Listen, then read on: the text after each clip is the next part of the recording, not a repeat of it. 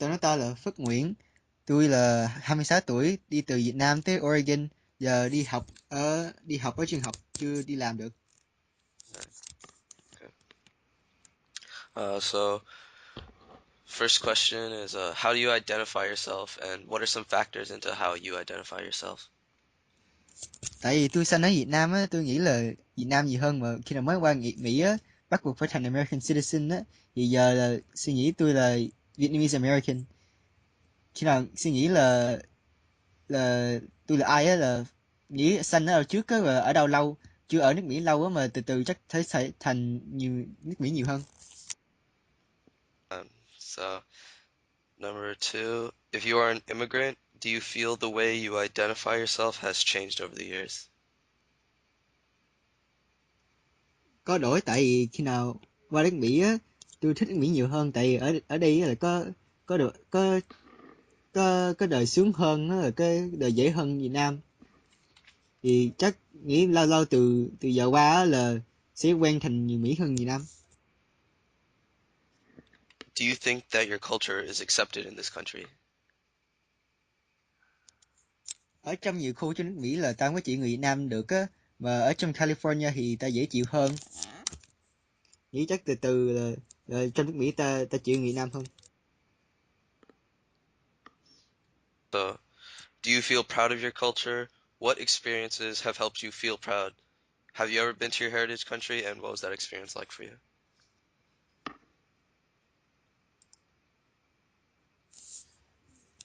Tại vì tôi sinh ở Việt Nam á, tôi ở từ nhỏ lớn giờ á, rồi tôi cũng cũng thích ở Việt Nam á, mà không có bằng ở trong nước Mỹ.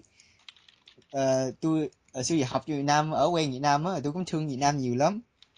Và khi nào tôi về thăm Việt Nam á là tôi cũng nhớ nhiều á, và biết ở trong nước Mỹ thì sướng hơn.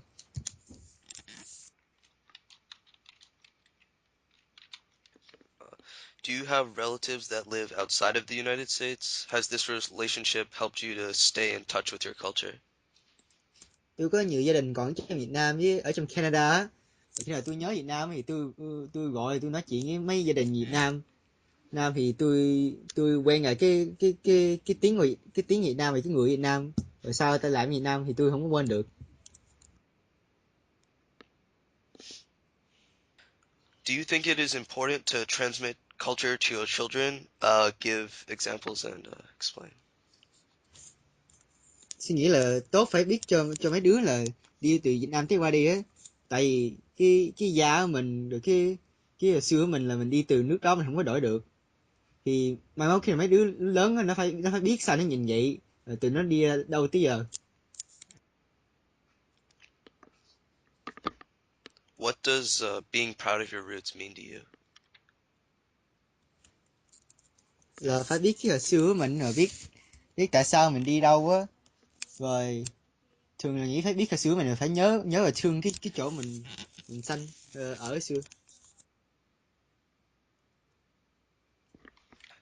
Are you happy with the way different culture groups are treated in the US?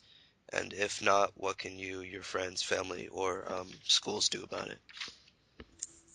Ở trong California nghĩ là mấy mấy người ta ta chịu Việt Nam nhiều hơn giờ giờ, mà ở trong nhiều khu Mỹ là mấy mấy người Mỹ trắng không chịu được Việt Nam á, thì nghĩ chắc chỉ từ từ thôi à. Mình đi qua gặp với mấy người Mỹ trắng nhiều á, qua qua qua mà khu chính nhiều nước Mỹ á, thì từ từ ta quen thôi à.